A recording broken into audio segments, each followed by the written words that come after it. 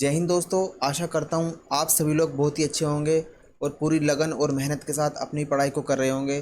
दोस्तों मैं आपके लिए लेकर आया हूँ गणित के प्रीवियस ईयर के UP police, Delhi police, UP triple PAT और एसएससी में पूछे गए महत्वपूर्ण प्रश्न जो परीक्षा में बार बार पूछे जाते हैं और उसी टाइप के प्रश्न बार बार घूम कर परीक्षा में पूछे जाते हैं। दोस्तों अब गणित पढ़ना लगेगा आसान, क्योंकि हम जितनी आसान भाषा में आपको गणित सिखाएंगे आपको इस वीडियो को देखकर पता लगेगा। तो दोस्तों बढ़ते हैं क्वेश्चन नंबर 1 की ओर। दोस्तों राम और मोहन की आय में 8:3 का अनुपात है। यदि उनकी आयों में 1,000 रुपये का अंतर हो तो राम की आय कितनी है। दोस्तों R for Ram, M for Mohan.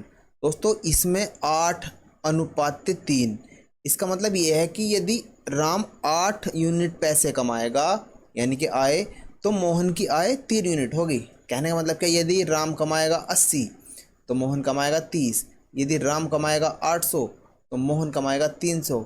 और जो इनके बीच का अंतर है वो लगातार किस यूनिट के बीच में चलेगा, 8 यूनिट माइनस के 3 यूनिट यानी कि 5 यूनिट के मुकाबले। देखिए इसके बीच का अंतर 50, इसके बीच का अंतर 500।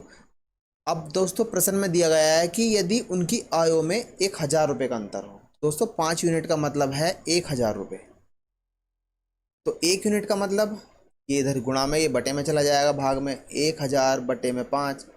दोस्तों यानी कि 1 यूनिट का मतलब हुआ 200। तो दोस्तों हमें बताना है कि राम की आय है 8 यूनिट। तो दोस्तों 8 यूनिट 8 इंटू के 200 यानी कि 1,600 रुपये। ऑप्शन नंबर बी सही उत्तर होगा। पढ़ते हैं दोस्तों क्वेश्चन नंबर 2 की ओर। 360 का 30% माइनस 280 का 10% बराबर 800 के कितने परसेंट के बराबर होगा। देखिए यदि हम परसेंट का चिन्ह हटाएंगे तो परसेंट का चिन्ह हट के वो बटे में चला जाएगा 100 के रूप में। तो देखिए 360, तो दोस्तों 360 का मतलब गुणा, परसेंट चिन्ह हटेगा बटे में 100, माइनस 280 का मतलब गुणा 10 बटे में फिर से 100 बराबर 800 का मतलब गुणा। दोस्तों हम मानते हैं कि क्वेश्चन मार्क की जगह माना वो संख्या x है, परसेंट का चिन्ह हटेगा 100। देखिए 1 2 1 2, इस जीरो से ये जीरो कटेगी और इस जीरो से ये जीरो कटेगी। तो दोस्तों यहाँ बचेगा 36 इंटू के 3 माइनस के 28 बराबर, इन दोनों जीरो से ये दो जीरो कट जाएगी तो यहाँ होगा 8x। दोस्तों इसकी गुणा करेंगे 1,000 नहीं 108 माइनस के 28 बराबर के 8x, यानी कि दोस्तों 8x का मान होगा हमारे पास यहाँ पर 80। यानी कि जब हम 108 से 28 घटाएंगे तो दोस्तों ये मिलेगा हमें 80। दोस्तों यहाँ पर हमें x का मान निकालना है, तो इसे 8 को इसके बटे में चला जाएगा, इधर ये इधर गुणा में है, बराबर का उधर जाएगा बटे में यानी कि भाग में। तो 80 बटे में 8 यानी कि इसका सही उत्तर होगा ऑप्शन नंबर ए, x का मान है 10। पढ़ते हैं दोस्तों क्वेश्चन नंबर 3 की ओर। 2 की पावर 50 का दोगुना कितना होगा। दोस्तों सबसे पहले देखते हैं कि एक जो रूल होता है गुणा का वो किस प्रकार जुड़ता है। देखिए यदि बेस समान है, माना x की गुणा हम x में करेंगे तो x की पावर 1 और x की पावर 1, यदि दोनों का इनका आधार समान है तो इनकी गुणा में हमेशा पावर जुड़ जाती हैं। तो ये हो जाएगा x 1 प्लस के 1 बराबर के x प्लस ये हो जाएगा x की पावर 2, और या इसकी जगह माना करते हैं 5, 5 की पावर 2 गुणा में 5 की पावर 10।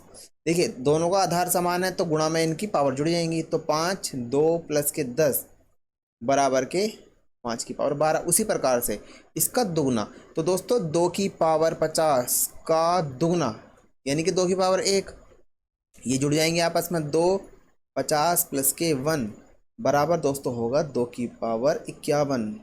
ऑप्शन नंबर सी इसका बिल्कुल सही उत्तर होगा। बढ़ते हैं दोस्तों क्वेश्चन नंबर 4 की ओर। देखिए 30 और 42 का लैसे क्या होगा। दोस्तों लैसा होता है एलसीएम, लीस्ट कॉमन मल्टीपल, यानी कि वह छोटी से छोटी संख्या। दोस्तों 30 और हमें 42 का एलसीएम निकालना है, वह छोटी से छोटी संख्या जो दी गई संख्या से यानी कि 30 और 42 से पूरी पूरी कट जाए। एक तो हमारे पास दोस्तों ये बेसिक रूल है इसे निकालने का, 2 15 और ये 21 बार कटेगा। उसके बाद देखिए 3 से काटते हैं इसे, 3 पंजे 15 और 3 सत्ते 21, उसके बाद में 5 और उसके बाद में यहाँ पर बचेगा दोस्तों 7। ये यहाँ पर कट जाएगा दोस्तों। 2 × 3 × 5 में ये दोस्तों हो जाएगा 7। तो 2×3 = 6, 6×5 = 30 और 30 सत्ते होगा दोस्तों 221। या हम कर सकते हैं 30 को हम लिख सकते हैं इनके गुणनों के रूप में। तो हम इसे लिख सकते हैं दोस्तों 3 × 5, 3×5 = 15 और दूनी 30। उसी प्रकार से हम 42 को लिख सकते हैं 7 × 7 = 42। तो देखिए 3×2 = 6, तो 6 तो यहाँ पर होगा, 7 यहाँ होगा और ये 5 यहाँ होगा। 7×5 = 35 और 35 छिक्का 35 छिक्का 6×5 = 30, 3 6 × 18 3 21। यानी कि दोस्तों 221। हमारे यहाँ पर कोई सा भी ऑप्शन नहीं है ये वाला, यानी कि इसका सही उत्तर होगा दोस्तों 210 इसका सही उत्तर होगा। बढ़ते हैं दोस्तों क्वेश्चन नंबर 5 की ओर। 45 किलोमीटर घंटे की रफ्तार मीटर प्रति सेकंड में कितनी होगी? देखिए कभी भी किलोमीटर पर घंटे की रफ्तार को यदि हम बदलेंगे मीटर प्रति सेकंड में, या फिर तो हम दोस्तों हम गुणा करेंगे 5/18 की, 5/18 गुणा करेंगे। या फिर यदि हम मीटर पर सेकंड की को चेंज करना चाहते हैं किलोमीटर प्रति घंटा में, तो दोस्तों इसमें गुणा करते हैं हम 18/5 की। हम इसे याद कैसे कर सकते हैं? देखिए ये बड़ा है, मीटर पर सेकंड छोटा है, तो गुणा करेंगे छोटे के साथ, यानी कि छोटा ऊपर आ रहा है 5, बड़ा नीचे, तो गुणा कर देंगे 5/18 की। यहाँ पर हमें छोटे को बदलना है बड़े में, तो दोस्तों यहाँ पर करेंगे बड़े की गुणा, यानी कि 18 ऊपर आना चाहिए 5 आपके नीचे। तो दोस्तों यहाँ पर बदलना है 45 को, तो दोस्तों 45 को बदलेंगे किलोमीटर को बदलना है मीटर पर सेकंड में, यानी कि छोटे की गुणा, तो 5/18। देखिए अब इसका हम क्या कर सकते हैं? देखिए यहाँ हम काटेंगे 3 15 × 45 और 3 × 18 15×5 = 75 बटे में 6, तो 6 × 6 और जी यहाँ से हम ये कट जाएगा 6 × 6 6 दूनी 12 3 बचेगा 0.0 6×5 = 30, यानी कि 12.5 मीटर पर सेकंड इसका दोस्तों सही उत्तर होगा। Question number 6। देखिए एक दुकानदार एक वस्तु पर, माना कोई ये वस्तु है, एक दुकानदार एक वस्तु पर क्रय मूल्य का 3/4 भाग अंकित करते हैं, यानी कि जो भी इसका क्रय मूल्य है, यानी कि कॉस्ट प्राइस, उस मूल्य का 3/4 भाग अंकित करता है, यानी कि जो भी इसका क्रय मूल्य है उसका 3/4 भाग को उस पर लिख देता है। अच्छा ठीक है, यदि वह अंकित मूल्य पर 40% लाभ लेकर, यानी कि जो भी उसने मार्क प्राइस लिखा है, यानी कि ये अंकित मूल्य, इस वाले मूल्य पर 40% लाभ के रूप में उसे बेच देता है, तो बताइए उसे लाभ कितना होगा या हानि कितने परसेंट होगी? देखिए कभी भी अब ये कह रहा है 3/4 भाग, 3/4 भाग का मतलब कैसा है? यानी कि हम जब इसका भाग निकाल लेंगे तो माना ये x होगा, माना हमारा मूल्य x है, तो जब हम इसका करेंगे x का 3/4, इसका मतलब ये है कि हमें इसे 4 से भाग करना पड़ेगा, जब भी तो इसका 3/4 निकलेगा। इसलिए दोस्तों हम इसका अंकित मूल्य मानेंगे, जो इसका क्रय मूल्य मानेंगे वो 4 के रूप में मानेंगे, या तो 4 या 40 या 400, जिससे कि 4 से वो पूरा पूरा कट जाए। तो देखिए माना वस्तु का क्रय मूल्य 400 रुपये, ये दोस्तों 400 रुपये हुआ, तो इसका विक्रय मूल्य क्या होगा? जो इसका अंकित मूल्य होगा, तो दोस्तों इसका अंकित मूल्य होगा, अंकित मूल्य, तो दोस्तों इसका अंकित मूल्य हो जाएगा 400 का 3/4, 4 से डिवाइड हो जाएगा 100 बार, यानी कि 100 × 3 यानी कि 300। अब देखिए उसने कहा अंकित मूल्य पर 40% लाभ लेकर बेचता है, यानी कि अंकित मूल्य पर 40% बढ़ाकर बेचता है। तो दोस्तों देखिए 300 का 40% बटेगा, नीचे आ जाएगा 100, इस जीरो से ये दोनों जीरो कट जाएंगी, 3, तो ये आ जाएगा 3 × 40 यानी कि 120। अब इससे 120 बढ़ाकर बेचा उसने, तो दोस्तों उसका विक्रय मूल्य क्या हुआ? अब ये उसका विक्रय मूल्य जो हो गया 300 प्लस के, दोस्तों यहाँ पर 300 जोड़ देंगे हम, तो 0 2 4, यानी कि अब उसने बेचा उसे 420 रुपये का, यानी कि उसका मूल्य था 400 रुपये, 420 का उसने बेचा। कितना लाभ हुआ? देखिए 420 में से 400 घटाएंगे, तो हम यदि हम 420 में से 400 घटाते हैं तो हमें लाभ हुआ 20 रुपये का। देखिए अब हमें लाभ हुआ, हमेशा लाभ या हानि विक्रय मूल्य पर निकालते, तो निकालते कैसे हैं? जितना लाभ हुआ या जितनी हानि है उसे ऊपर रखेंगे, जिससे तुलना कर रहे हैं यानी कि 400 तुलना कर रहे हैं उसे नीचे लिखेंगे। तो 20 400 का मतलब गुणा कितना परसेंट है, परसेंट के चिन्ह लगाने के लिए 100 से गुणा करेंगे, परसेंट का चिन्ह लग जाएगा। इन डबल जीरो से ये दोनों जीरो कट जाएंगी, 4 से भाग करेंगे 20 को 5 बार। तो दोस्तों यानी कि 5% इस प्रश्न का सही उत्तर होगा ऑप्शन नंबर सी। बढ़ते हैं दोस्तों क्वेश्चन नंबर 7। देखिए, एक कक्षा के 20 छात्रों का औसत 21 किलोग्राम है, यानी कि इनका औसत वजन 21 किलोग्राम है। मतलब क्या हुआ, यानी कि जो 20 छात्र हैं उनमें उन्होंने कह दिया कि लगभग लगभग हर बच्चे का एक उम्र जो वजन है 21 किलोग्राम है। यदि एक बच्चे का 21 किलोग्राम तो 20 बच्चों का वजन कितना हो जाएगा, 20 से गुणा कर देंगे। दोस्तों 20 की गुणा करेंगे 21 से, देखिए क्या आता है, 21 जीरो जीरो 21 दूनी 42, यानी कि 420 किलोग्राम। अब ये स्टूडेंट का हो गया, 20 स्टूडेंट का वजन। आगे बढ़ते हैं, यदि उनमें अध्यापक का भी वजन सम्मिलित कर दिया जाए, ये उन्हें पढ़ाने वाले हैं, तो उनका औसत वजन 1 किलोग्राम से अधिक हो जाता है। यानी कि जो ये वाला था, ये वाला औसत था, वो बढ़ के 1 हो जाएगा, 21 में 1 बढ़ेगा यानी कि 22 हो जाएगा।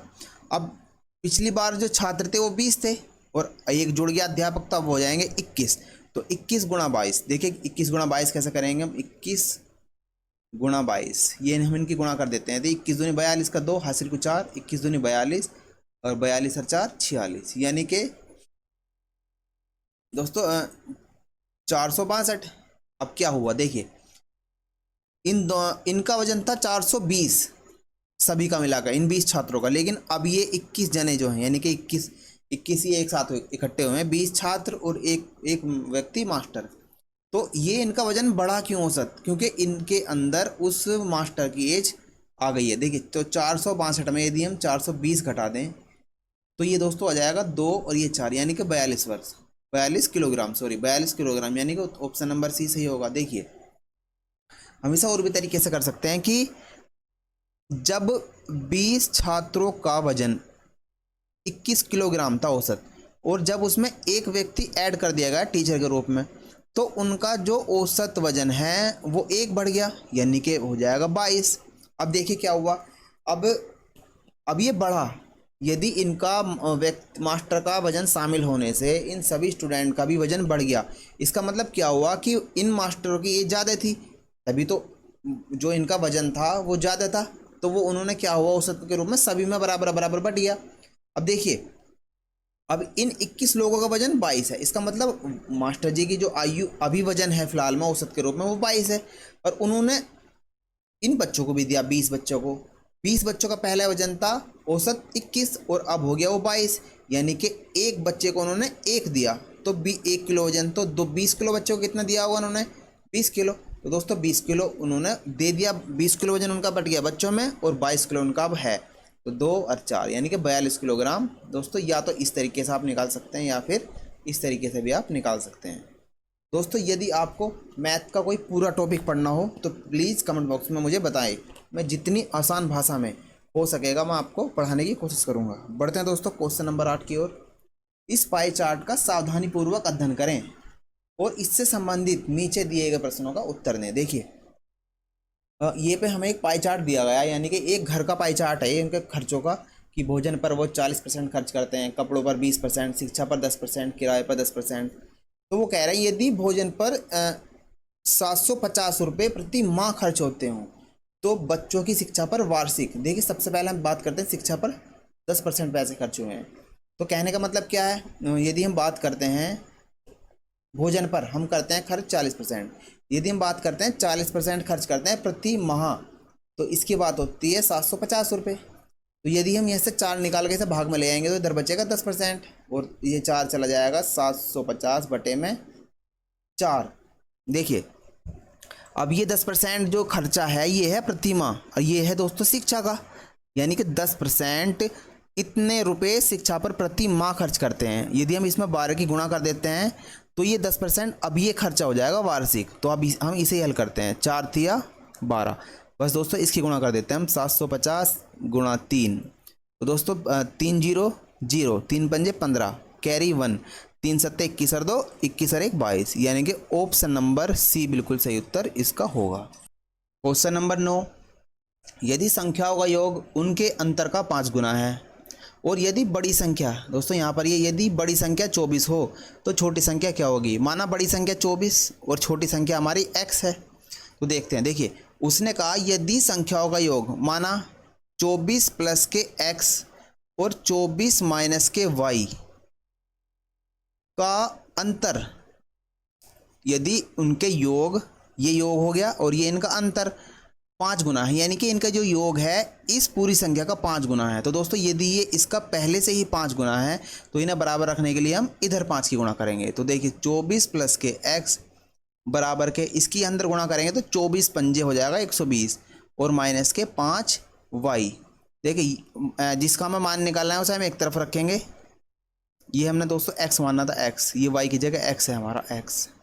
दोस्तों ये इधर ये माइनस का x इधर उठ का आ जाएगा प्लस का, और ये 24 इधर चला जाएगा माइनस में। तो x प्लस के 5x बराबर 120 माइनस के 24।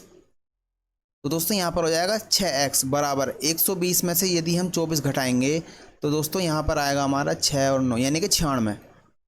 और x का मान निकालना है, ये गुणा में उधर जगह पर चला जाएगा बटे में बराबर के, तो 96/6। दोस्तों x का मान होगा 6 कम 6 और 6 जिंग 36 यानी कि 16। ऑप्शन नंबर सी इसका बिल्कुल सही उत्तर होगा। पढ़ते हैं दोस्तों क्वेश्चन नंबर 10 की ओर।